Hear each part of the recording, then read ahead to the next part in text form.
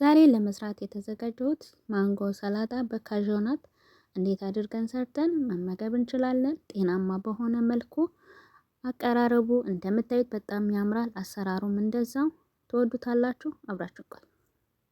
ሰላም ቤተሰብ እንዴት ናችሁ? ሁሉ ሰላም እግዚአብሔር ይመስገን፣ እኔ ደህና ነኝ። ዛሬ ደግሞ በሚገርም በሰላጣ አሰራር መጥቻለሁ። የዛሬ ሰላጣ አሰራር የሚሆነው ማንጎ በካዥ ይሆናል፣ ወይም ደግሞ ማንጎ በኩከምበር ይሆናል ማለት ነው። ያው ማንጎ ከዚህ በፊት በብዙ መልኩ ሰርቼዋለሁ፣ ድጋሚም ደግሞ እሰራዋለሁ። ስለዚህ እያንዳንዱ ግብአት እንመለከታለን።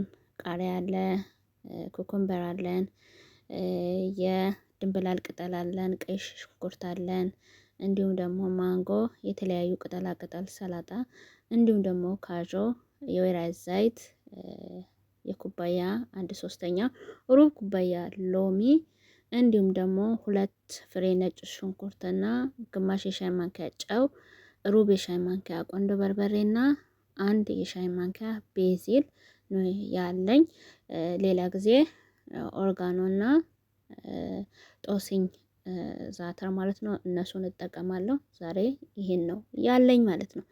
ስለዚህ አከታተፉ በዚህ መልኩ ከትፌዋለሁ። እናንተ እንደየቤታችሁ እንደሚመቻችሁ መክተፍ ትችላላችሁ። እንዲሁ ደግሞ ካዡን እንትን ብየዋለሁ፣ አመስ አርጌ ከታተፌዋለሁ፣ ወይም በእጄ ስብር አርጌዋለሁ። እናንተ እንደሚመቻችሁ ማድረግ ትችላላችሁ። እኔ ለጊዜ ቁጠባ በአንድ ጄም ስለምቀርጽ ለዛ ነው። ወደፊት ደግሞ ጊዜ ይመጣና እየሰራሁ እየከተፍኩ ማሳያችሁ ጊዜ ይመጣል ማለት ነው። ከዛ በኋላ እንዳያችሁት ካዥናቱን እንትን እንዳለ እንደታመሰ እንደተሰባበረ ያሳያል ማለት ነው። ቆንዶ በርበሬ ሩብ የሻይ ማንኪያ፣ ግማሽ የሻይ ማንኪያ ጨው፣ እንዲሁም ደግሞ 1 የሻይ ማንኪያ ወይም ግማሽ የሻይ ማንኪያ ወይ ቤዚል ወይ ኦርጋኖ ወይ ደግሞ ጦስኝ መጠቀም ትችላላችሁ። 2 ፍሬ ነጭ ሽንኩርት፣ ሩብ ኩባያ ሎሚ፣ እንዲሁም ደግሞ የኩባያ 1/3 የወይራ ዘይት። ይሄ በሾርባ ማንኪያ ስትለኩት 1/4 እንደዛ ነው የሚሆነው ማለት ነው። ሎሚው 3 የሾርባ ማንኪያ እንደዛ ይሆናል። እና በዚህ መልኩ እንደዚህ ታደባልቁታላችሁ። በጣም ያምራል።